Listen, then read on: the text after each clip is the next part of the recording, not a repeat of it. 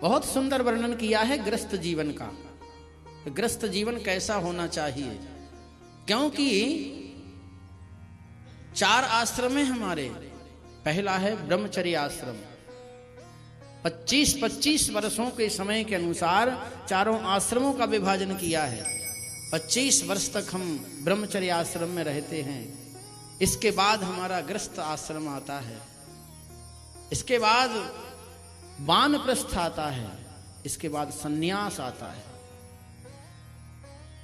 तो इन तीनों आश्रमों, ब्रह्मचर्य, वानप्रस्थ और सन्यास, इन सब में मिलकर के गृहस्थाश्रम के लिए विशेष रूप से वर्णन किया है नीतिकारों ने कि यहां से सब ऋषि मुनि महात्मा सत्पुरुष सभी आशा रखते हैं गृहस्थ के यहां से। तो वो गृहस्थ आश्रम की विशेषता क्या है, वो होना कैसा चाहिए, तो गृहस्थ आश्रम की विशेषता बताई है। विवाह का मतलब गृहस्थ में जाना। ना गृहम गृह मित्याहु गृहिणी गृह मुच्यते। ईंट पत्थर के मकान को घर नहीं कहते, अपितु सुयोग्य जहां गृहिणी होती हैं उसको गृहिणी कहते हैं। तो गृहस्थ आश्रम का मतलब क्या है, कहते हैं सानंद सदनम, आनंददायक रहने योग्य स्थान हो। सानंद सदनम, सदन माने होता है घर, रहने का स्थान। और सुतासु सुधिया, सुता माने पुत्र और पुत्री हो, तो धी माने होता है बुद्धि, बुद्धिमान हो। मूर्ख पुत्र को उपदेश देना, मूर्ख पुत्री पुत्रों को उपदेश करना, ये सार्थक नहीं होता है। सुतासु सुधिया, पुत्र और पुत्री बुद्धिमान हो। और कांता प्रिया लापनी, कांता मीन्स पत्नी, सुंदर भाषा बोलने वाली होनी चाहिए, तो जीवन में आनंद आएगा। कांता प्रिया लापनी, इच्छा पूर्ति धनम, जितने में हमारा क्रियाकलाप चलता है उतना धन होना चाहिए। ज्यादा धन होगा तो उसी को संभालते संभालते जीवन निकल जाएगा। और अंतिम में क्या होता है, अंत में बोले कंठम घर घुर घुराए थे। प्राण प्रयाण समय कफबात पित्तई ही कंठा विरोधन विधो स्मरणम कुतस्ते। क्योंकि हमने उस समय दिया ही नहीं परमात्मा के भजन को। लगे रहे, आए थे हरि भजन को, औटन लगे कपास, लग गए हैं मेरा मेरा मेरा, इतना किया मैंने, इतना किया मैंने, अभी और करना है, अभी और करना है। और वास्तविकता से हम लोग परिचित हुए नहीं। तो इच्छा पूर्ति धनम, जितने में हमारा क्रियाकलाप चलता हो उतना धन होना चाहिए। स्वयोषित रति, योषित रति, योषित माने होता है परिवार, रति माने प्रेम। प्रेम अपने ही परिवार में पत्नी पुत्र में होना चाहिए। इसमें यदि आपकी संतुष्टि है तो आप आनंद से हैं, और इसमें आपकी संतुष्टि नहीं है तो आप भटकते रहेंगे। स्वयोषित रति, आज्ञा परा सेवका, और सेवक जो हो, पुत्र जो हो, तो वो भी आज्ञाकारी हो। आतिथ्यम, समय समय पर अतिथियों का भी आगमन होता रहे।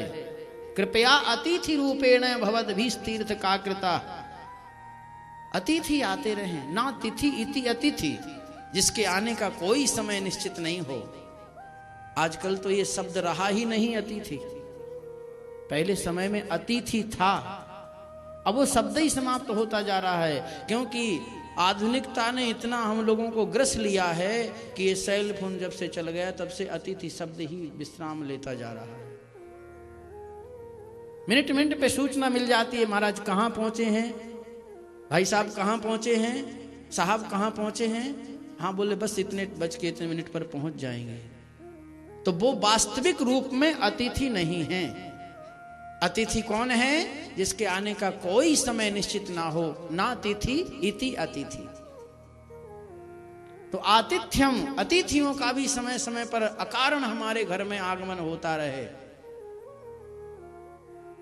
हरि पूजनम, रोज भगवान का पूजन हो घर में। भगवान के श्री विग्रह को बालकृष्ण के रूप में रखें, लड्डू गोपाल के रूप में या फिर शालिक राम शिला के रूप में रखें। भगवान के प्रत्यक्ष स्वरूप हैं। और शालिक राम शिला तो और इतने पवित्र और निर्मल हैं भगवान के स्वरूप में कि उनकी प्रतिष्ठा भी नहीं होती है। कहीं भी आप उनको ले जाओ, साथ में रख करके भोग लगा लो, तुलसी दल चढ़ा दो, स्नान करा लो। आतिथ्यम हरि पूजनम, भगवान का रोज पूजन हो। और मिष्ठान अन्नम गृहे, मीठा भोजन कुछ बना करके भगवान को सबसे पहले सुबह मीठा भोग लगाओ। जो भी आपके घर में विग्रह हैं, शालिक राम जी हैं, लड्डू गोपाल जी हैं, या कोई छवि है, चित्रपट है, उसको पहले मीठा भोग लगाओ। बेसन का लड्डू बनाओ, खोवे का लड्डू बनाओ, आटे का लड्डू बनाओ। और रोज भगवान के सामने 2 लड्डू। लड्डू गोपाल नाम क्यों है भगवान का? क्योंकि भगवान को लड्डू बहुत प्रिय थे। मिष्ठान अन्नम गृहे साधो संग मुपासते च सततम धन्यो गृहस्थ आश्रम। वो गृहस्थ आश्रम धन्य है जहां इतने काम होते हैं। अच्छा स्थान हो रहने के योग, अच्छे पुत्र पुत्री हो सुयोग, पत्नी सुंदर भाषा बोलती हो, परिवार में प्रेम हो, क्रियाकलाप जितने में पूरा हो उतना धन हो, अतिथि आते रहें, भगवान का पूजन होता रहे, सत्पुरुषों का आगमन होता रहे, भगवान को भोग लगता रहे।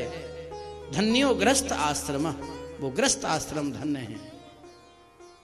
और ऐसे जन जहां रहते हैं वहां भगवान का वास होता है। आप सभी जानते हैं ना, सबको चौपाइयां कंठस्थ हैं कि जहां सुमति तहां संपत्ति नाना। तो सुमति कैसे आएगी? सु माने अच्छी मति, मति माने बुद्धि। सुमति कैसे होगी?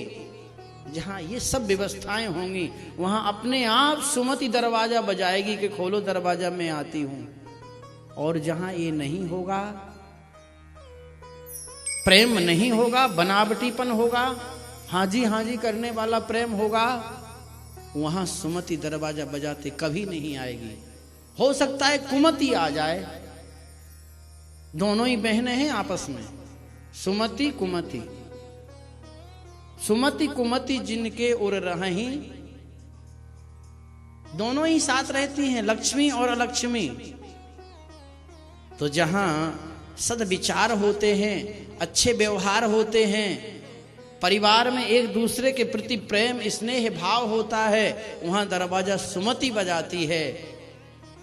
और जहां इसकी कमी होती है उस दरवाजे को कुमति भी बजा देती है। और वो यदि प्रवेश कर जाती है तो कितना भी करते रहना, सुख शांति नहीं मिलेगी, आनंद नहीं आएगा। कहते महाराज बहुत कुछ सब कुछ होते हुए मन प्रसन्न नहीं है। क्यों नहीं है मन प्रसन्न? क्योंकि वहां प्रेम नहीं है। और परमात्मा कहां रहते हैं? जहां प्रेम होता है।